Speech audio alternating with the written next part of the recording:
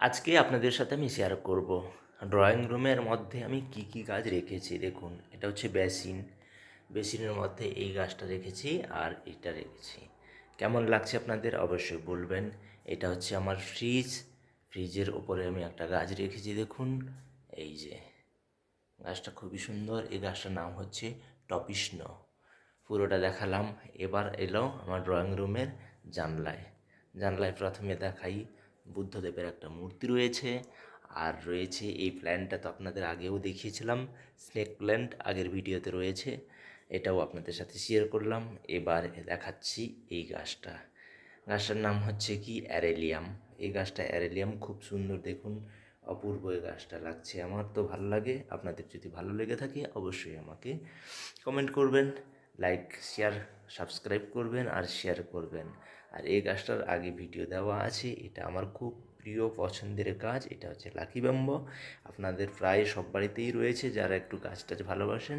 এই যে দেখালাম, এইটা হচ্ছে আমাদের ড্রয়িং রুমের জানলায়। ফ্রিজের ওপরে কী আছে দেখিয়েছি আমি। আমার বেসিনেও দেখুন কি সুন্দর গাছগুলো রেখেছি, আমাকে দেখালাম। এবার চলে আসি এই যে গাছগুলো রাখার পরে এবার আপনাদের আমি দেখাচ্ছি ড্রয়িং রুমে আমার ঠাকুর আছে। মাকে তোমরা তো সবাই চেনো, আমার মাকে দর্শন করাই।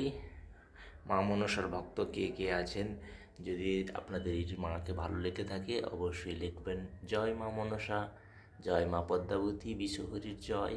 আমার মা ভীষণ জাগ্রত, আর মাকে শুধু মা বলে ডাকলেই ও আশা, মনের আশা পূরণ করে। আর এই যে লক্ষ্মী গণেশ, এটা দীঘা থেকে আনা, চন্দনেশ্বর থেকে আনা, দীঘায় বেড়াতে গিয়েছিলাম, এনেছি। তো এই লক্ষ্মী গণেশটাও খুবই আমার প্রিয় এবং জাগ্রত। এটা হচ্ছে চীনামাটির।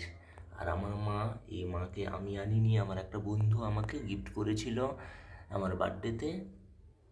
এই যে মা কালী, মা ভবতারিণী, এই হচ্ছে আমার ঠাকুর। ড্রয়িং রুমে দেখালাম। আর এখানে বজরংবলী, বীর হনুমান, দেখুন এই হচ্ছে আমাদের ঠাকুরের ঘর। অবশ্যই আমি পুরো ড্রয়িং রুমের চিত্রটা আপনাদের সাথে শেয়ার করলাম। ভিডিওটা কেমন লাগলো অবশ্যই জানাবেন। Thank you so much.